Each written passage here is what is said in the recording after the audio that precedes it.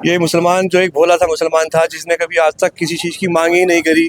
कभी किसी से ये नहीं कहा कि जी हमें एजुकेशन दे दो, कभी किसी से ये नहीं कहा कि हमें नौकरी दे दो, कभी किसी से ये नहीं कहा कि हमें किसी चीज़ में हिस्सा दे दो, कभी ये नहीं कहा कि हमारा आरक्षण दे दो। उसको हमने बिना लालच के एक वोट किया, ये सोच कर के हम भी इस हिंदुस्तान के अंदर हक से रहेंगे, साथ रहेंगे। लेकिन आज उन तमाम नाम निहाद पार्टियों ने हम लोगों को ठग लिया, लूट लिया, आज हमें खालियात कर दिया। जो हमारी वक्त की ज़मीन थी, जो हमारे बुजुर्ग छोड़ कर गए थे, जो हमने अल्लाह के रास्ते में दे दी थी हमारे बड़ों ने, आज हमसे वो छीन ली गई। तो यही मैसेज देने के आए थे कि अब हमारे पास कुछ बचा नहीं है। अब बचा है तो सिर्फ ये है कि हमारी आवाज़ बची है, जिसे हम अगर ऐसे भी ख़त्म कर देंगे तो फिर हम कहाँ जाएंगे, क्या करेंगे। आवाम को सिर्फ यही मैसेज दिया है कि अब हमारे पास कोई है नहीं, सिर्फ एक ही चीज़ बची है, बैरिस्टर्स यूनिवर्सिटी।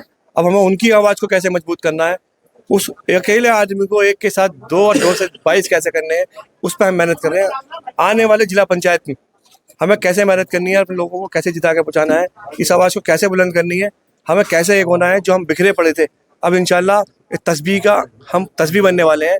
हम वो मोती नहीं बनेंगे जो बिखर जाता है। जैसे आज आपने ईद मिलन समारोह रखा और आज ही संसद में बिल पेश हुआ जी, और यकीनन जिससे आपको उम्मीद थी उसने मुंह मोड़ लिया।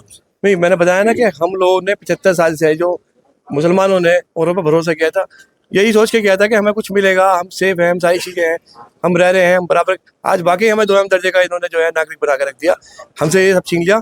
और आगे जो इनकी प्लानिंग है वो आपके सबके सामने जाएगी इंशाल्लाह। मुसलमान जाग चुका है, तमाम हिंदू लोगों ने भी हमारा साथ दिया है, बहुत लोगों ने आवाज़ उठाई है। मैं बहुत बहुत शुक्रिया अदा करता हूँ तमाम अपने हिंदू भाइयों का, जिन्होंने खुल के समर्थन किया कि हाँ, मुसलमानों के साथ गलत हो रहा है। मैं तहे दिल से उनका इस्तकबाल भी करता हूँ, बहुत बहुत शुक्रिया करता हूँ। और वो उनका एहसान है, मैं 100 बार सलाम करता हूँ कि उनका एहसान है हमारे पे कि उन्होंने ऐसी आवाज़ बुलंद की। उन तमाम जितनी भी जो सांप्रदायिक ताकतें थी, जो ये बोलती थी बीजेपी आरएसएस, उन लोगों को जवाब दिया कि आप ही की आवाज़ नहीं है, हम आपके खिलाफ भी खड़े हैं।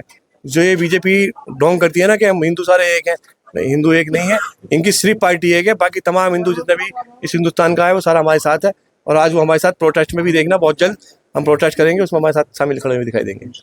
तो सदर साहब हमें ये बात बताइए, जैसे जिला पंचायत बिल्कुल करीब है, तकरीबन 26 की लास्ट या फिर 26 के शुरू हो जाए, क्या तैयारी है? देखिए, तैयारी आपके सामने है। आज प्यार मोहब्बत से हमने लोगों को तो बुलाया था, आप यहाँ आए हैं। लगभग मैं समझता हूँ 14-15 गाँवों के लोग यहाँ आए, आज 10-10, 5-5 आए हैं। और इंशाल्लाह आने वाली जो मीटिंग होगी, हो सकता है आपके कैमरे की नज़र वहाँ तक ना पहुँचे। ये हम तो आपका जो ऑल इंडिया मजलिस इत्तेहादुल मुस्लिमीन मेरठ है, हर चीज़ कवर करते हैं और जनता को दिखाते हैं कि ऑल इंडिया क्या काम कर रही है और ज़मीन की स्तर कितनी मजबूत है।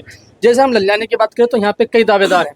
देखिए, दावेदार तो चुनाव में सभी होते हैं, कहीं ऐसा भी होता है एक अकेला रहता है, कहीं ऐसा भी होता है 10 भी होते हैं, तो उससे कोई फर्क नहीं पड़ता। लेकिन हमारा मकसद सिर्फ ये है, कहीं कहीं जिला सदर साहब कहीं ना कहीं आपको डिसीजन लेने में कोई कुछ तो होगा ना, क्या 5-6 दावेदार अभी तक 5-6 आ गए हैं। देखिए, हमने अपना स्टैंड क्लियर कर दिया।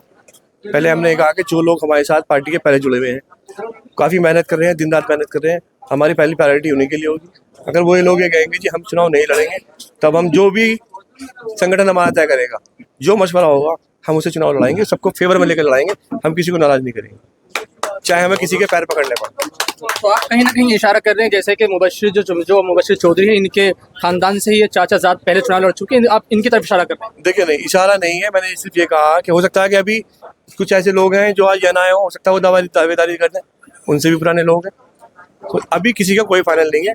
लेकिन हाँ, ये है कि टिकट जो हम करेंगे, जिसकी तैयारी अच्छी होगी, जिसे आवाम पसंद करेगी, हम उसके लिए फाइनल करेंगे इंशाल्लाह, सबको फेवर में लेकर करेंगे। जैसे कि आपके मेरठ जिले के अंदर 32 से 34 वार्ड आते हैं, क्या सब पर प्रत्याशी उतारे जाएंगे या फिर कोई बार बचे? देखिए, जहाँ तक हमें प्रत्याशी मिलेंगे हम सब पे चुनाव लड़ाएंगे, और अल्लाह का शुक्र है हमारे पास अभी से, मैं तो ये कहता हूँ कि जहाँ तक मेरी जानकारी है, शायद अभी तक किसी पार्टी के पास जिला पंचायत के लिए कोई भी प्रत्याशी ना आया हो या नाम ना आया हो। एक ऑल इंडिया मजलिस इत्तेहादुल मुस्लिमीन ऐसी है कि मेरठ से कम 10 से 12 वार्डों के प्रत्याशियों की लिस्ट मेरे पास आ चुकी है। ये तो मेरा सवाल है, क्या आपसे एक वार्ड पे आपके कम से कम 5-6 प्रत्याशी ऑलरेडी आ चुके हैं और अभी वक्त में चुनाव में वक्त है, तो इसलिए मैंने आपसे ये सवाल किया। मैंने अभी क्या बताया कि हम लोग पहले संगठन से मशवरा करेंगे, जैसे सब लोगों की राय होगी उसी हिसाब से करेंगे, हम नाराज किसी को नहीं करेंगे, सब हमारे भाई हैं, हमें चाहे पैर पकड़ के बिठाना पड़े, हाथ जोड़ के बिठाना पड़े या उन्हें मनाना पड़े, हम बनाएंगे, सब लड़ाएंगे बिल्कुल। ठीक, बहुत शुक्रिया आपका। तो ये थे विधानसभा अध्यक्ष वो ये थे जिला अध्यक्ष फहीम एडवोकेट, जो ये बता रहे थे कि आने वाले चुनाव जो जिला पंचायत के और इंडिया मजलिस इत्तेहादुल मुस्लिमीन बहुत मजबूती के साथ जिला पंचायत में अपने प्रत्याशी उतारेगी। और इनका ये भी कहना था कि हर वार्ड पर जो कि वार्ड है तकरीबन 32 से 34 वार्ड जिले मेरठ में आते हैं, तो इनका ये कहना है कि हमारे पास एक एक वार्ड पे 5 से 6 प्रत्याशी ऑलरेडी आ चुके हैं। ये तो वक्त ही बताएगा कि ऑल इंडिया मजलिस इत्तेहादुल मुस्लिमीन इस वार्ड से, यानी जो 30 वार्ड ललियाना, आराधना और शोदत का रखता है, यहाँ पे कौन प्रत्याशी होगा ये तो आपको फैसला ही करेगा। लेकिन जिला ऑल इंडिया मजलिस इत्तेहादुल मुस्लिमीन ने यकीनन दूसरी पार्टी की जो पार्टी विपक्षी पार्टी है उनकी मुसीबत बढ़ा दी है। देख